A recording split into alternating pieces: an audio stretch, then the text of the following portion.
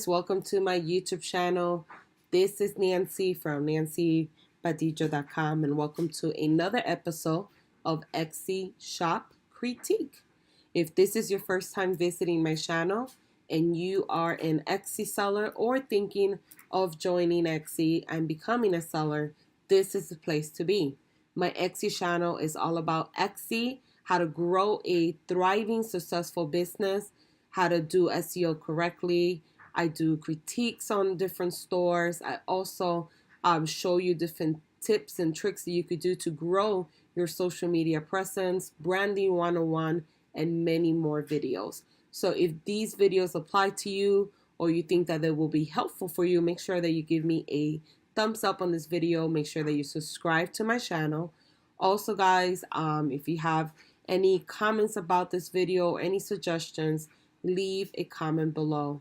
I'm trying to create a sense of community where we all come together, help each other, and also I believe there's enough room for everyone to be successful on Etsy. So therefore, if you have any tips, make sure you leave them below so we can help each other out.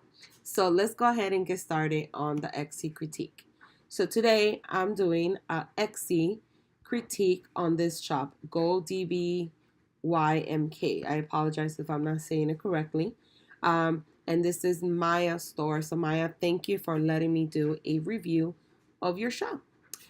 So let's go ahead and get started. The first thing I do is I talk about product photography. I did an audit on this particular listing here. So the first thing I want to talk about is product photography. And the reason why I talk about that is because the first thing the person sees, a potential buyer online, is the actual photo.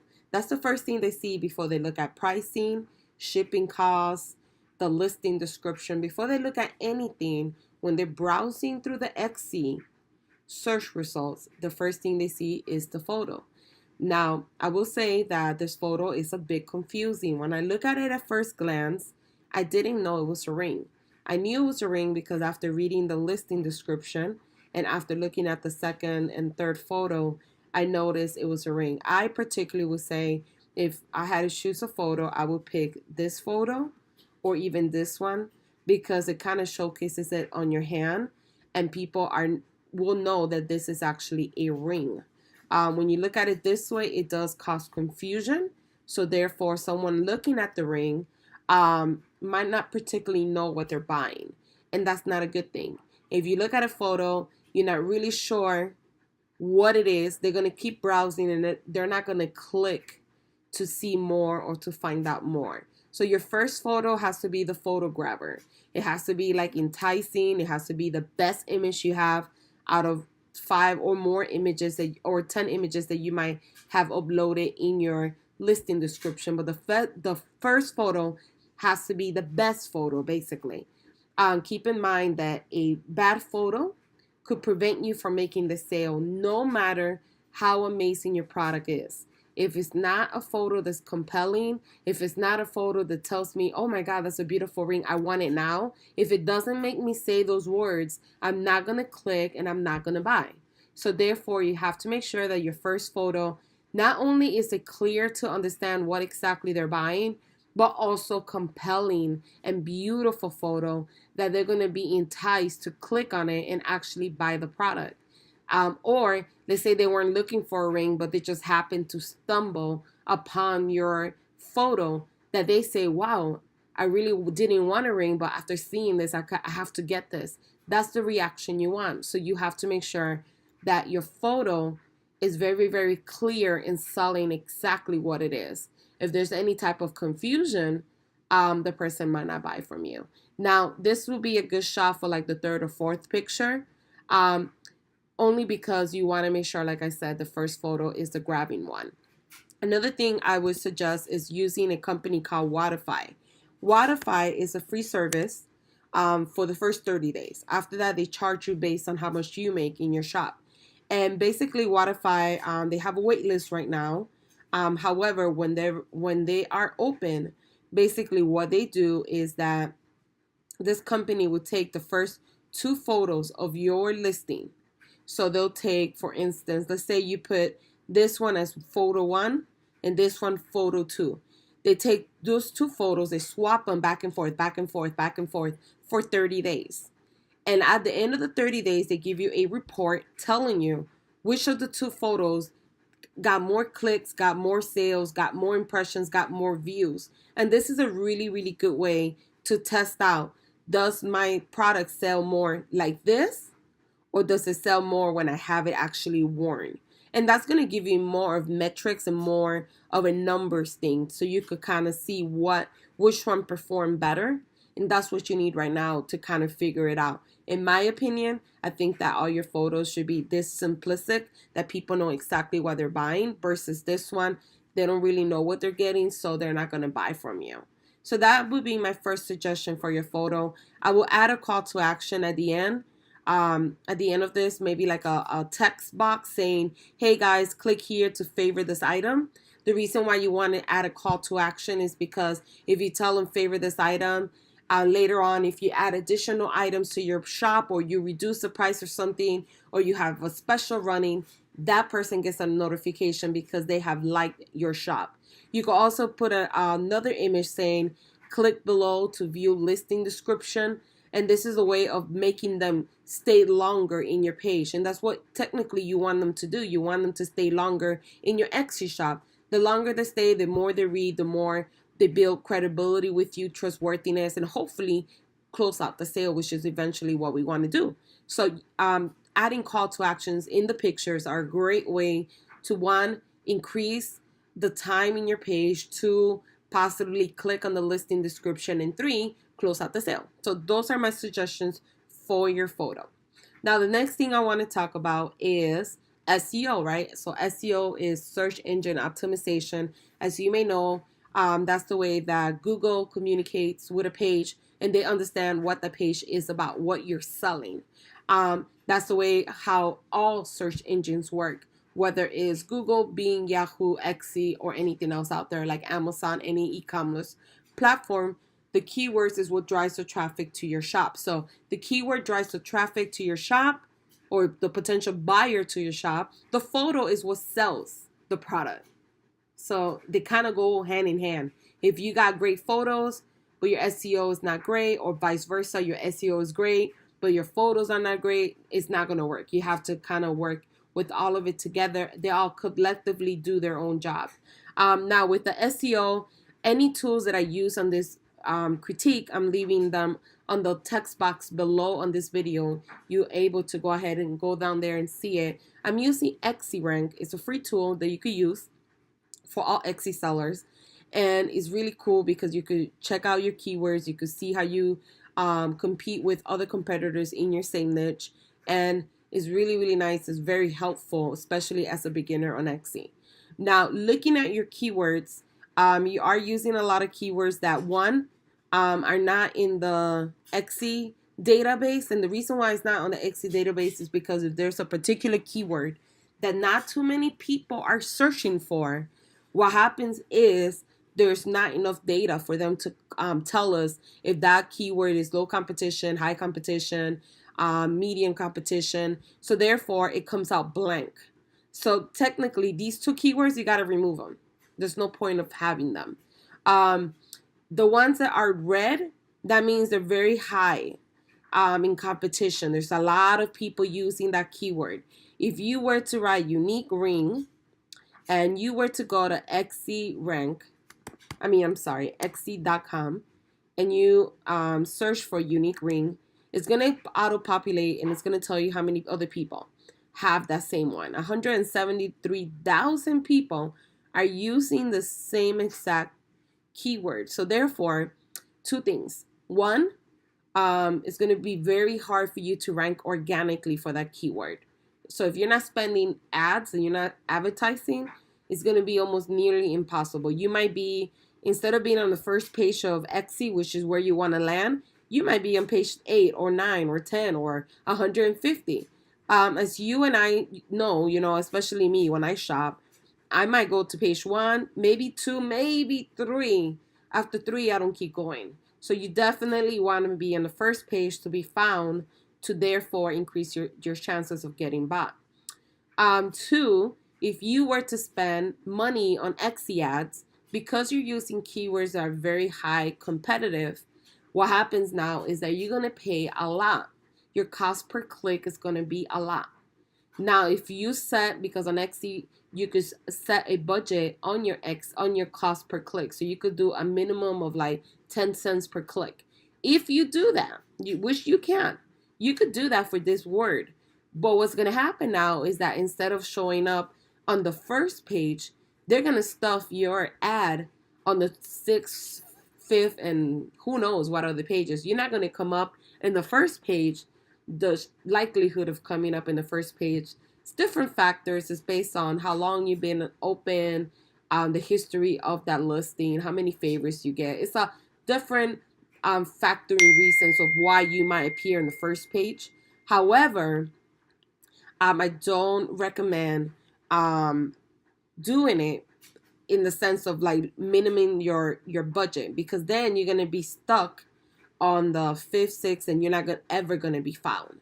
So therefore, it's not great to use a keyword that has too many people using it.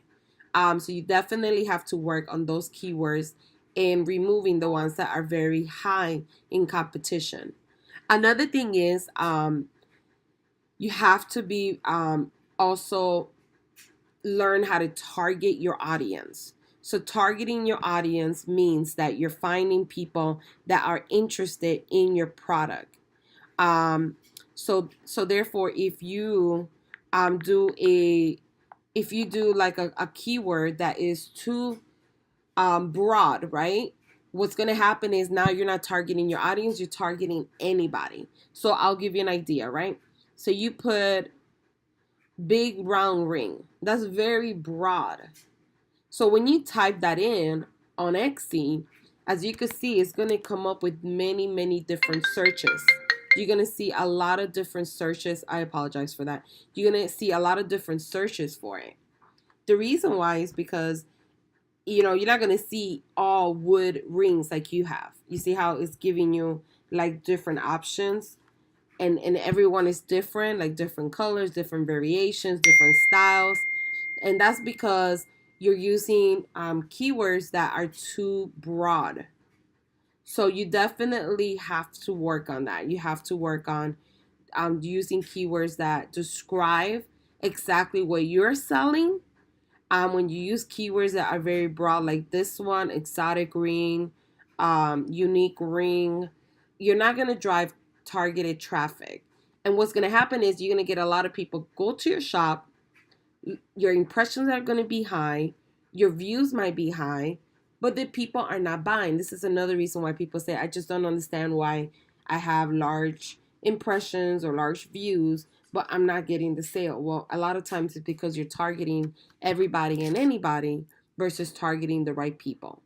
So it's you have to work on that. It's just a best practice when you are doing SEO to target people that are more interested in what you're buying, what you're selling. I apologize. So if you have a wood ring, then a wood ring will be the good way to do it, almost like how you did it here. Now, what you will have to do first, instead of just putting, let's say you just picked any keywords, you have to do the research. So you'll have to come up here and like put wood ring and kind of see if it's very competitive, if there's any room to find keywords that you could actually use. And you're going to have to keep doing this and keep doing it. It's a little tedious, but it's just how SEO works, especially when you are in a niche that's very competitive. I always tell people, before you open an Etsy shop, you should do market research, which is understanding if whatever you're trying to sell, if there's a market for it, if it's new, if it's beginning, if it's oversaturated, how many hours a week you're going to have to work. Are you going to be able to find keywords to rank for them, whether it's through Google or Etsy or Amazon or anywhere else you want to sell. And these are prime examples of when you don't do the SEO and then you try to sell it, it's really, really hard to find those keywords. So you would have to come through here and kind of look through keywords. If you do the medium competition rings, like this one would be a good one. Wood ring for women. That's a good one for your store. I would normally stick to under 6,000 listings. The reason why is because if you do listings over that, It doesn't necessarily mean that you can't rank for it. I've noticed on my shop it's a lot harder. But I do recommend doing it because at least if you pick this keyword versus the two that you currently have, you might drive more traffic. So therefore, if you start looking for keywords, you can't find any under 6,000. Go ahead and get that one. Go ahead and use that one because it's better to have one that you could possibly have a chance of organically ranking for, and then also not only organically ranking for, but it's a keyword that's target audience, people that are looking for wood ring, not unique ring. People are looking for what you sell. That's what you want. You want the keywords of people that are looking for your particular item. And then just keep looking through here and keep finding those keywords. Write them down on a piece of paper and kind of make a list of all the keywords. I would do one side yellow, one side green. Obviously, if you find green ones, you want to use those first. And then you want to use the yellow as the last resort. But you're going to have to come through here and start looking through these keywords to see what you could find, and then getting out of your head and thinking, okay, what's another way I could actually describe what I actually sell, right? So you're gonna have to come up here and maybe even put wood jewelry, right? And kind of play with that and see what comes up for you. See if anything comes up for you. And you got to keep doing that and keep doing that and keep doing that until you find new keywords and things that you could find. So wood jewelry, this is a good one right here, and it's green actually. So it's low competition. That's actually good. So you're going to have to do that and keep doing that and keep thinking of different ways that you could describe what it is, but almost as close as possible. Don't just put unique jewelry. That's too broad. But wood jewelry is kind of like targeted audience. It's people that are looking for some type of jewelry that's made out of wood. So, and you sell that. So boom, boom, perfect. And then you get the sale. So that's what you're going to have to do. Kind of go in there, play with it, find the new keywords. Once you find the new keywords, you're going to have the keywords of 13 tags, right? So you're going to do 13 of them. Once you find those keywords, you go back to your listing description and you go and update them. So for instance, the main keyword you want to put in the beginning of your sentence right here. Now, Etsy just did a release that the title should be very easy to read, very short and easy. I like to put all my keywords here, as many as I can. Is up to your discretion to do either way. However, the one rule is make sure you put the main keyword in the beginning of your title. So that one still stands. Whatever else you want to add here, that's up to you. I personally like to add additional keywords. Another thing you want to keep in mind is that you want to put your keywords throughout the listing description as well. And you want to put the keyword in the first 160 characters. This is what is called the meta description. This is what Google, when people find you on the search engine of Google being Yahoo, this is what they see. So I don't recommend having, yes, it has cracks. I don't recommend having that there. The reason why is this. When people look at your listing on Google, this is what they see. Google preview, this is what they see. Yes, it has cracks, but it's stable and firm. I have tested about delete that there. Because when someone sees that, they're not going to click on that because they haven't even seen the picture yet. They just saw like a little preview down here. So they're going to think, oh, no, I don't want to buy that. It has cracks. They're not going to understand what cracks you're talking about. What do you really mean by it? So you want to make sure that your main keyword is right here. Your main keyword is in the first 160 characters right in the beginning as well. So if this was the main keyword, simple round juniper, sorry about that, you would take that keyword and you would put it right here as well. So whatever keyword, you put it here as well. You want to make sure that this is enticing, that you talk about the ring in a descriptive way that somebody's going to want to click on it to see how it actually looks, to actually buy the product. So you definitely want to push this down and put maybe even put this one here, this up here, and push this down. That way people don't see. The first thing they don't read is it has cracks. So you want to definitely change that. Then you also want to make sure that you add all your tags down here, which you did with the ones that you have now.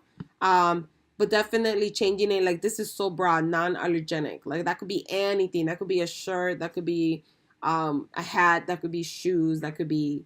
So pretty much anything. So that's why this is too broad of a keyword. That one has to go as well. Put all the keywords down here. You do have the right category. I checked that earlier. So you're doing a good job there. So now you have SEO. Now you did the photos, right? So the third thing you want to improve is your listing description. So your listing description is this piece right here. Is what convinces the person to buy from you. It basically describes the item that they're looking at or thinking of buying. So you want to make sure that the listing description has everything they need to know about your item. So the size, the color, the shipping policy, return policy, exchange policy, what is it made of, how much it weighs. Just think about anything and everything. Make sure it's clear to read. Make sure it's easy to understand. And make sure that you have it in sections. You kind of do that now a little bit, I think, like right here and right here. I would kind of make it into sections. So this is what I mean by sections. I have it in my shop. This is like one of my new shops that I have. So as you can see, I have it in sections. So I have description, what you're buying, what's included, how to order, what you will receive, returns and refunds, etc., etc. And then I also have a backlink to my main page. You want to add a backlink to your page at the bottom. And the reason why is because when people finish reading, they have the tendency to click back and they'll leave your page. But if you have the link, they'll click on it and they'll stay longer in your page. And that's the point, is to keep the customer in your page. The longer they stay there, the chances of you increasing your sales. So you definitely want to keep them there. The longer, the better. So definitely work on your listing description by, one, adding a really compelling meta description up here. Two, separating your listing description in sections, talking about the shipping policy. You don't really go in details with it, but talking about the shipping policy, the refund policy.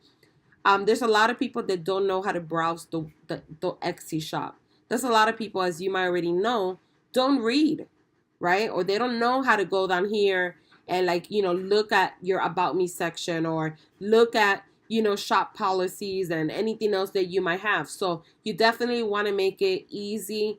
The easier, the better. The easier it is for them to read it, find out everything they need to know on the listing description, the better it is for you, because the chances of you getting on sale increases. But you do definitely need to work on that as well. Now, the last thing I want to talk about is the curation of your shop. And basically what that means is does your shop have a cohesive brand? Does it look like all the items belong together? Do you have reasonable prices? I think you do kind of have a cohesive look, because mostly all your items have a dark background. The newer items up here have dark backgrounds. The ones on here have a different color or aesthetic. I would keep them all looking the same. The only reason is because you want to make sure that if somebody saw this ring and saw this one, they know it's coming from the same shop, and that's having a cohesive brand. Now, I would recommend adding a banner. If you look at the most prominent shops out there, they're actually dress their storefronts. They make it look nicer. The banner should have like your social media links, if you have any. It should have your website, your hours of operation. It makes it look nicer, in my opinion, if you have a banner, and also makes it look more, more professional. Like they feel like, okay, this is a real business. That's the one thing you have to think about, is that Etsy is a business. You have to take it serious and do everything possible to make it look like a business. And then think about, what can you do to improve your shop? What makes you better than all those other shops that sell similar items, right? You got to think about it that way. You got to be very critical and analytical to your own shop. I mean, it's just one of those things in business. You have to say, what makes me stand out from all the million shops out there that sell the same thing like me or similar like me? What makes me so unique? And a lot of times it's having beautiful images, having a great logo. I would recommend doing a logo. I would recommend putting a picture of your face, not like a solid profile. People want to see who you are, who they're buying from. I do like that you have your location, you have like your tagline. I would remove this here. really sure why you have it. I just don't think it should go there. Maybe you have it because you're trying to separate the wording, I guess. I like the fact that you have the About Me section filled out. I think that you did an extremely good job. I actually like that you have pictures of your family and what inspires you, because I think that, as we're our emotional buyers. A lot of people are emotional buyers, and when they see that, they could connect with you and say, okay, I want to buy from this person. So I do like that. I like the fact that you have all your links here. You did a good job with that. You have like a little short bio of who you are. You do need to do your shop policies and be a little bit more detailed in that. But other than that, what I would do is add a shop banner if you can. I have links below to websites where you could go buy banners for really, really cheap, and they create them custom made for you.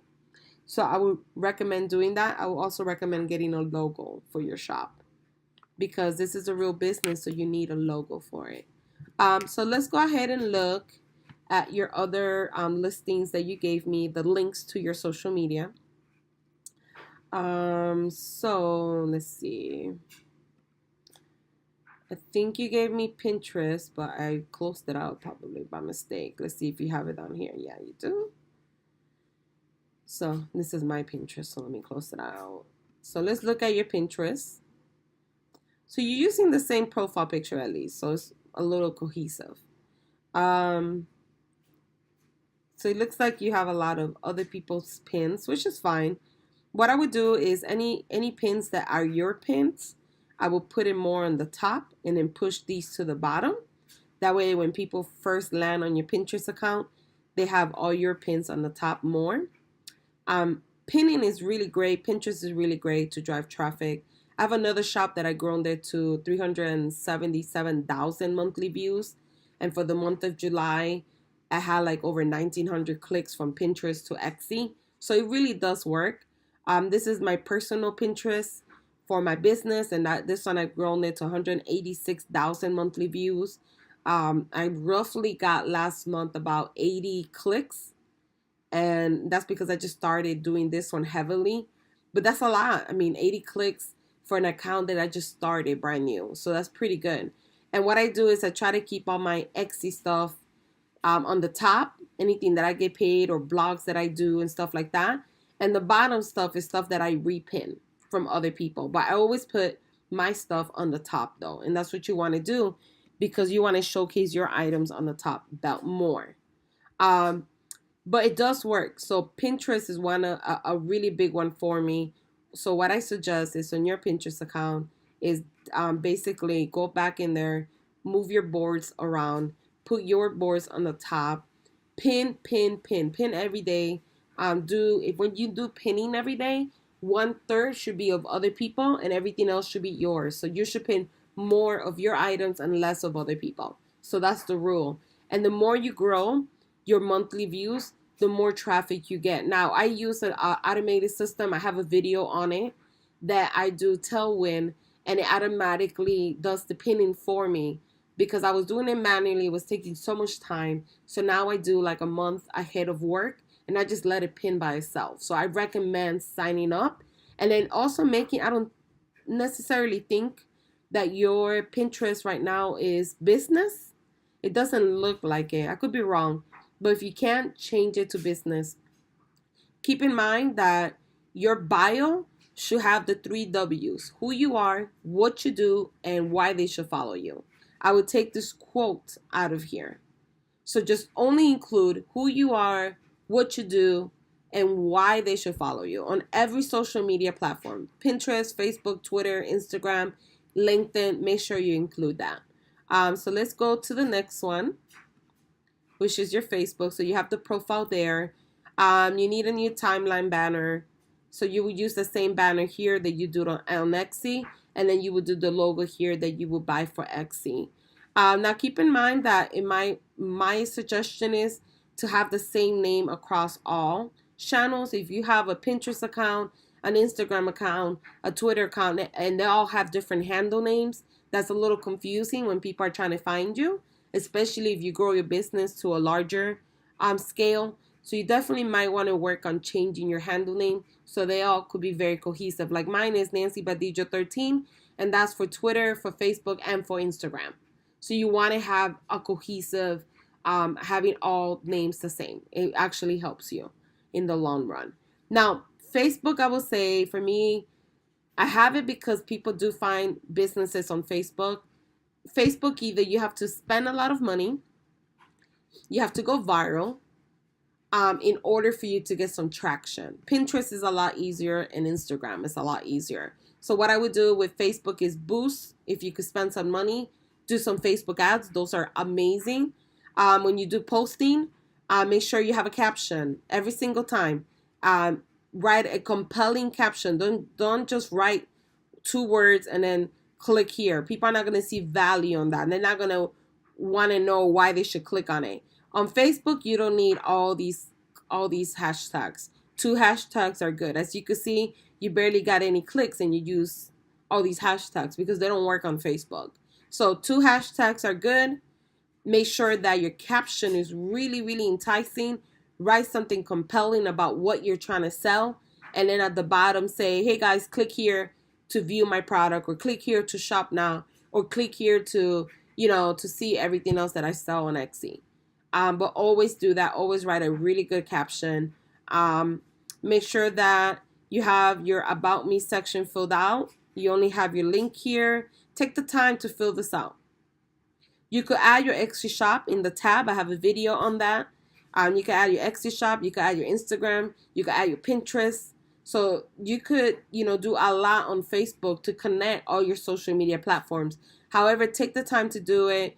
Don't overlook small details. They're important in the sense of trying to get your store to grow and make money. So all of these, like right here, if I wanted to maybe buy this, I don't know if this is something that I'm going to buy because I'm not sure what I'm looking at. But if I was going to buy this, I would want to have, right, like a click, like a link so I could click on and go. Don't assume people see this here. People don't read, they don't follow instructions. So make sure you always have a link to all your stuff. I also recommend using Bitly. I have a video on that. It's on Bitly. And Bitly, what it does is shorten down your URL. So it will make something like this, like when you use a URL that's really long, it will make this shorter. And that way it doesn't look spammy. This is actually a really pretty picture here. So yeah, and you have to post on a consistent basis. Social media is about posting every single day. You don't want to go days, like right here you went from the, I think it was this one, from the 4th to the 13th. You don't want to do that. If you do that, people will start unfollowing you. People won't take you serious because they don't see you posting on a consistent basis. So make sure that you post on a consistent basis. Good job at putting your profile picture here. Is not what I would recommend doing because once again you want a logo, but at least good job of trying of being consistent with it. It's the same thing with Instagram as well as let's say your store, having a cohesive look, having all the same colors, making sure that you write a really good caption. You don't need to put the link here because it doesn't work. Having it here is enough. So just say, hey guys, click on bio link to learn more about my products, or click profile link to visit my shop. Make sure you include here the 3 W's that I talked about earlier. Who you are, why they should follow you, and why they should buy from you. If your channel is in English, don't have English here and have a Facebook page that is a different language. Keep the same language all across. I'm Hispanic, so I speak Spanish. I understand like the dual. I mean, sometimes it's great because you get, 2 different audiences. However, people that are following you on Instagram, if they were to go to Facebook and they see that you're using a different language, then they might not follow you because there's confusion there. So keep it all the same language, whether it's English or a different language. Just keep it all the same. Make sure that every picture you have a good caption. You're not doing that. You got a lot of likes. That's good. It's probably because of the hashtags, or maybe you're liking a lot of people, so therefore a lot of people are liking you in return. However, you want the sales, you have to take the time to write a caption. Why they should buy from you. What makes this piece special? How did you make it? How many hours did it take you? Do stuff like that. Write stuff like that that describes the item. That way people could be like, wow, that's incredible. and they'll click on, on the bio link and shop from your shop. You could also do, I have a video on this. It's called Linktree. This is how it would look. This is my Instagram account. And basically Linktree, you click on it and it's going to have like different tabs, you see? So I have one for my blog, the critique, resources, free listing code, YouTube channel. You could add this to your Instagram. That way you could drive and optimize different traffic to different channels. Like, so you could drive traffic to your Pinterest, to your Facebook, to your LinkedIn, and so on. I will add that. It's free. You don't pay anything for it, and then you drive more traffic. So you don't lose anything by it. But these are my suggestions for your shop. I hope that you learned something new today. And thank you for letting me do a review of your shop. I really, really appreciate it. Guys, if you guys have any suggestions for Mia that I didn't talk about or didn't spend enough time talking about, leave a comment below. Help her out. Let's help each other out. We have enough room for everyone to sell on Etsy and be successful at it. So until the next video, thanks for watching.